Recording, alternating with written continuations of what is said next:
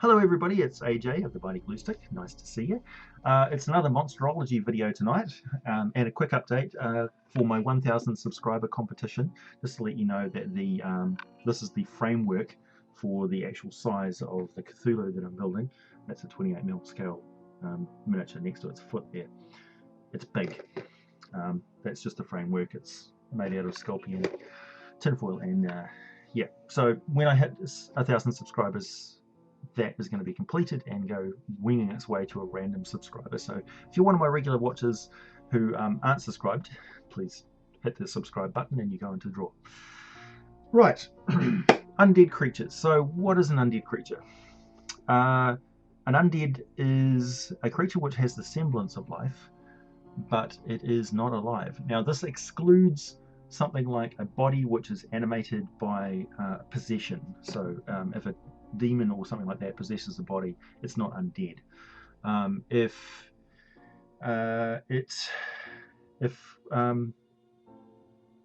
it's animated by life force, but it's a corpse, it's still not undead.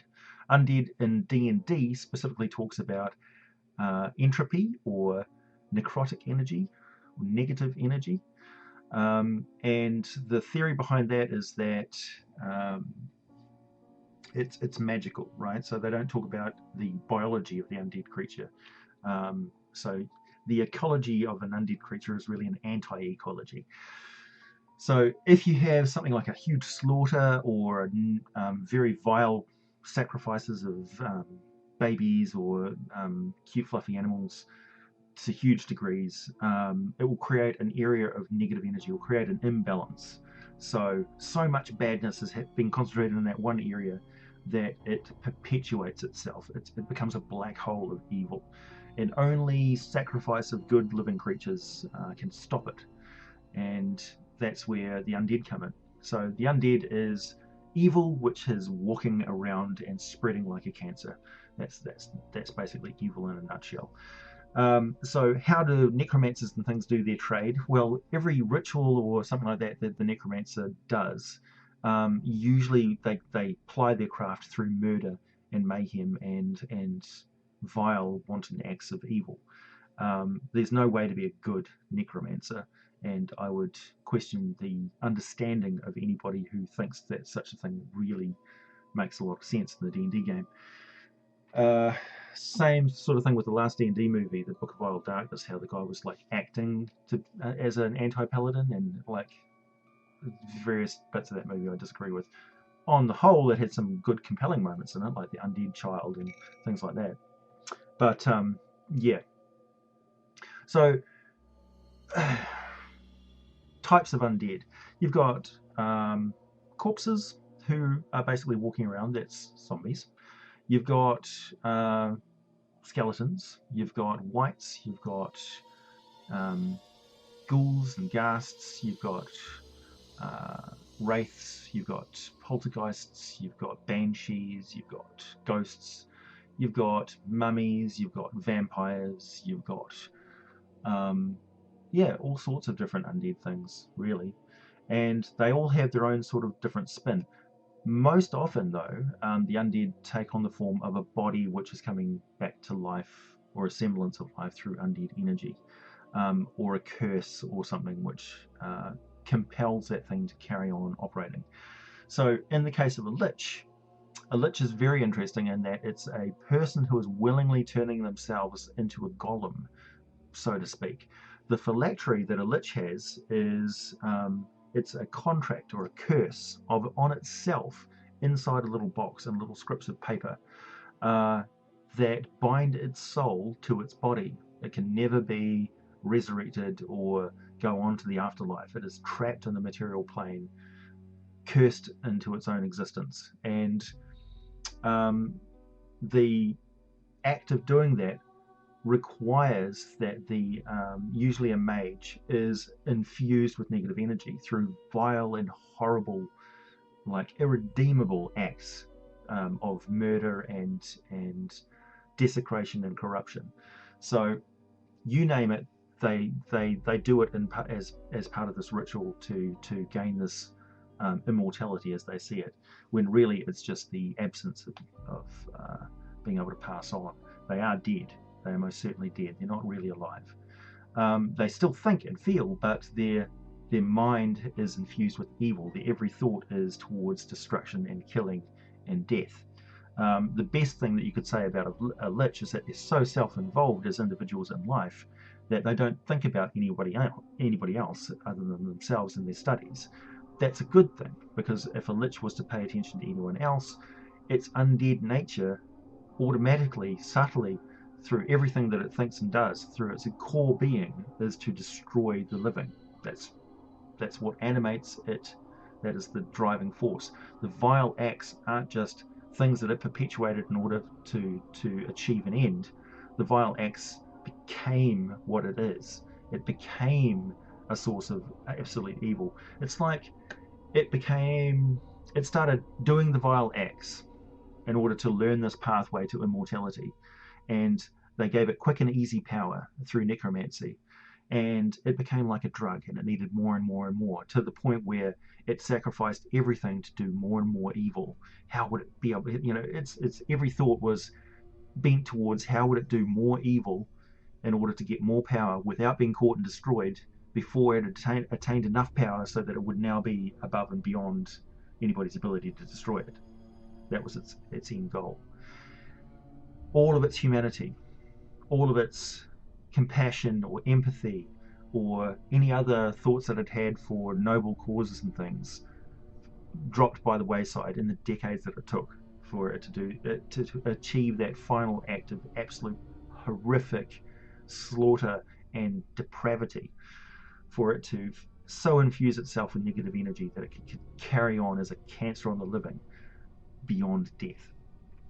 So a good lich doesn't exist, can't exist, doesn't make any sense.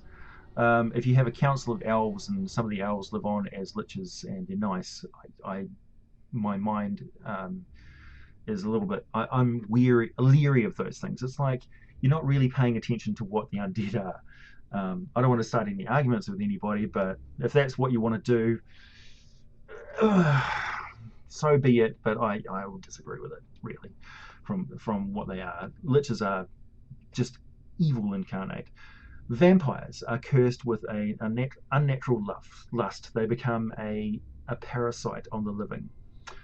So in D&D, a vampire is not sparkly, for one thing. It's a corpse. It is a corpse that returns to the ground as a rotted thing, and its breath has a stench. It's charming as a magical effect. It's not charming because its personality is urbane and blah blah blah. It doesn't share the same, like any conversation with a vampire, you're soon going to realize that this thing is at best an abuser which is concealing its base desires, and that feverish lust for your blood is basically, if a dog is hunting you or something like that, it stalks towards you and you have no doubt about what it's after. It wants to kill you, it wants to bite you, it wants to tear you to shreds. It will approach cautiously and stealthily in order to get close enough to kill you, and every interaction with a vampire will be exactly the same. They are just masquerading as your form of life in order to get close enough to drain you of living essence and kill you. That's all they do. They may, in their time away from human beings where the lust doesn't take them over completely, think about their existence, think about what they've become or what they once were, but they're reflecting on it. A vampire never commits suicide in Dungeons and Dragons. It doesn't occur to them because they're not a human anymore. They're a corpse. They are already dead. More destruction vested upon themselves is pointless. They will just rise again and again and again until destroyed by the living. That same compulsion, to a greater or less extent, drives all undead creatures. For ghosts, they're just a horrible event which is echoing. For a poltergeist or a banshee, they are a sick and twisted individual which became so negative that they are compelled to shriek and kill and murder and inflict that pain on others. That becomes their driving existence. That futility of loosing their anguish on someone else to the supernatural extent that it's reached, even though it never offers them any pleasure or lessens their torment in any way. It's a compulsion that the negative energy that creates them drives them to continually do. So that's undead creatures for you. And if you flow from that point of view, any encounter with an undead creature, every every time the players are getting close to these things, you are in that mindset that they're a negative, right? They're a sump of life. Everything around them is decayed and dying and dead, or cold and vicious and vile. It's much like how other creatures have an effect on the landscape. They have a legendary, supernatural effect on the environment, so that around a vampire's lair, there'll be prowling creatures, prowling predators who are vicious and almost intelligent in the way that they're stalking you, because they know that this is the domain of an evil thing. They'll be biting insects and things. It'll seem like everything is after your blood. They'll be cutting vines and slicing grass and sharp twigs and things like that. Everything will be cutting and pinching and causing you to bleed, and wounds won't close up by themselves because the very air will be sucking the life force out of you. Just let them know that they're in for a real bad time if they get near anything that's going to open up a vein. Same sort of thing with the lair of a zombie. Now, you can get really creative with zombies and things like that have a historical sort of mythology to them and have a sort of an Egyptian type theme in your campaign. But I encourage you to think way outside the box with that and don't have any sort of cultural bias in the way that you treat creatures like mummies, for instance. Elven mummies are perfectly acceptable. They don't have to have anything to do with pyramids or crypts and tombs and things like that. It's quite okay to have a tree, for instance, which grows around the corpse, preserves it that way. When you open it up, it's almost like mold or mildew or sawdust from the inside of the tree infuses the mummy and it becomes the rot. So you can have twig blights and things like that, which work as that effect of the environment of the elven mummy inside the tree, that great ancient tree which houses the dead. But again, are mummies evil? Yes, they are. Most certainly evil things. They spread death and destruction. That decay that comes with them. If you had some sort of a sci-fi type thing happen in your game, you can have a crashed spaceship, for instance, that is infused with nanotechnology, and the creatures which were on board there once have died inside their cryogenic tubes, their hypersleep chambers. And the nanomachines have gone terribly, terribly wrong and continually try to reanimate their dead flesh. And any creature which is thumped by one of these things is infected with this mummy rot, which is actually high technology. You don't need to explain to the characters that's what it is. They can come up with any sort of theories of their own, but why not? That's perfectly feasible from a science fiction point of view, and certainly can work from something like Numenera, which is like a far futures fantasy setting. You can certainly throw it into your Gygaxian campaign. When I talk about Gygaxian campaign, basically nothing was off limits with Gary Gygax, and he threw fantastical elements into his game that didn't have to be related to any mythology per se. He threw science fiction stuff and weird, just nonsensical things into the campaign, like Alice in Wonderland and that sort of stuff, all the time. And I see nothing wrong with doing that in your game. It's your story. Play it how you wish. Read the wind at the table and create something which will entertain and lift your friends out of the doldrums. Don't throw weird and fantastical things at them all the time, but certainly when they're encountering undead, let them know that what they're coming up against is an absence of life, that it's an imbalance of nature that needs to be corrected. Otherwise it will just get worse and worse and worse. When the dead start walking, evil doesn't rest. Rust doesn't sleep. It's a decay. It's a process which is breaking down reality around it. It's until it's corrected and the evil is destroyed and put to rest in any way that you can. typically you see the undead creatures from mythology are affected by things of life, so a vampire can't cross a running river, or it's destroyed with the dirt from its grave is taken away from it, and it can't rest in its grave anymore. Or if it has some wood, living a once living thing driven through its heart. They're repelled by the nice life-giving and purifying, traditionally antibacterial garlic, things like that.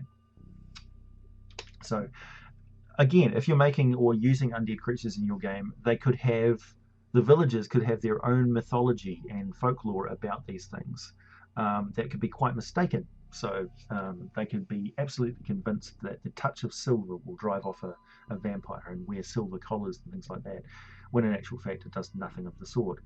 That's perfectly fine, but only if it's fun. Don't throw that sort of stuff at your players and let them know that that's the way they should go, and then they'll stock up on it and it turns out to be completely useless. That's just a pain in the ass, and I wouldn't recommend you do it. But certainly use the undead liberally when they're around. That should always be a threat that the undead are going to rage out of control. The zombie apocalypse applies just as much to D&D as it does to anything else. Like, as zombies can rise spontaneously from tainted earth, so too can vampires and things like that. They're a greater concentration. So if there's zombies around, chances are there's going to be skeletons around. If there's skeletons around and zombies around, chances are there's going to be a lot of ghosts and ghoul activity. If there's a high concentration of that sort of stuff, then there's going to be vampires and liches and wights and all that sort of stuff as well. So it just gets worse and worse and worse. They're like varieties of undead that start escalating in order of the infection in the area. Right. If you have any thoughts on the undead, or if there's any specific undead aside from mummies, which I'm going to cover soon, that you want me to address, then feel free to put an order of preference down below. Let me know if the undead in your game are run differently or the same, or any particular instances where the undead are being used to great effect to scare, shock, or really, give you the heebie-jeebies. I love to hear stories about people's games and how DMs have used them. So yeah, let me know in the comment section down below, or make a video response if you wish. Thanks for watching, and please subscribe and spread the word if you want to win a giant Cthulhu. See you next time.